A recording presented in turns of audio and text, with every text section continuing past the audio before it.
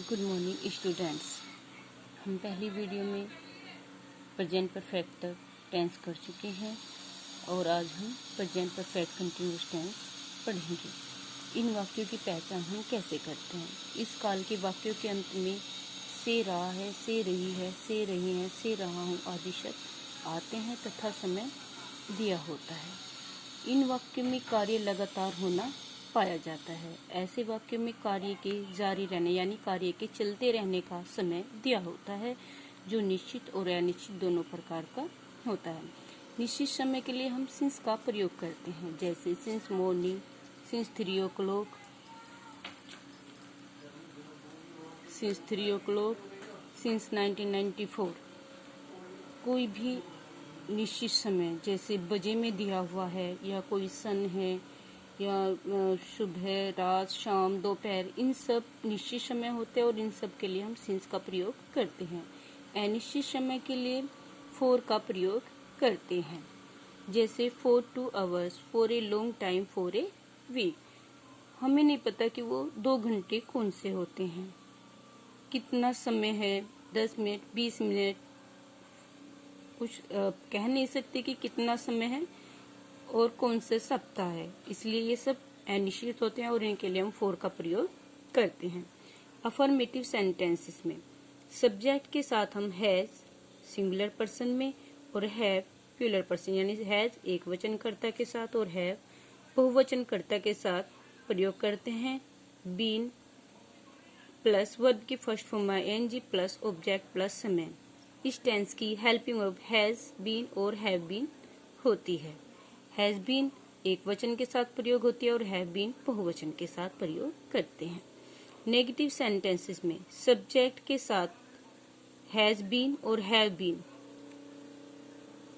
दो helping verb होती हैं, लेकिन हैज बीन और हैव बीन के बीच में हम नोट का प्रयोग करते हैं। Has, have plus not plus been plus verb की फर्स्ट फॉर्म में आईएनजी प्लस ऑब्जेक्ट प्लस समय। नोट जो होता है वो हैज, हैव और बीन के बीच में प्रयोग होता है। अगर हम हैज बीन का प्रयोग कर रहे हैं तो has plus not plus been का प्रयोग करेंगे, और यदि हैव का प्रयोग कर रहे हैं तो have plus not plus been का प्रयोग करेंगे। इंट्रोगेटिव सेंटेंस में हम हैज हैव के बाद सब्जेक्ट प्लस बीन यानी हैज हैव के बाद सब्जेक्ट आएगा और उसके बाद हम बीन का प्रयोग करेंगे, फिर वर्ब की फर्स्ट फॉर्म में आईएनजी और फिर ऑब्जेक्ट प्लस समय। एक्सरसाइज के द्वारा हम कुछ सेंटेंस समझ लेते हैं।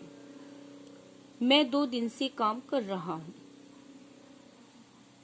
2 दिन हमारा निश्चित समय नहीं है, हमें नहीं पता कि वो 2 दिन कौन से हैं, तो इसके लिए हम अनिश्चित समय हुआ तो I have been doing the work for 2 days। हमें नहीं पता कि वो 2 दिन कौन से हैं, इसलिए हमने किस चीज का प्रयोग किया? फॉर का। हमारा नेक्स्ट सेंटेंस है सुरेश 2 बजे से सो रहा है, तो Suresh has been sleeping since 2 o'clock। 2 बजे निश्चित होता है तो इसलिए सिंस का प्रयोग करते हैं। किसान सुबह से खेत नहीं जोत रहा है, the farmer has not been ploughing the field since morning. Negative sentence में जैसे मैंने आपको बताया था कि हैज और बीन के बीच में नोट का प्रयोग करेंगे, तो the farmer has not been ploughing the field since morning. Morning हमारी निश्चित होती है, इसलिए हमने किसका प्रयोग किया? सिंस का। बच्चे 4 घंटे से नहीं खेल रहे हैं, 4 घंटे हमारे अनिश्चित हैं, इसलिए इस टेंस में हम किसका प्रयोग करेंगे? फॉर का। The children have not been playing for 4 hours। क्या अध्यापक महोदय 2 बजे से पढ़ा रहे हैं? ये हमारा कैसा सेंटेंस हुआ? इंट्रोगेटिव।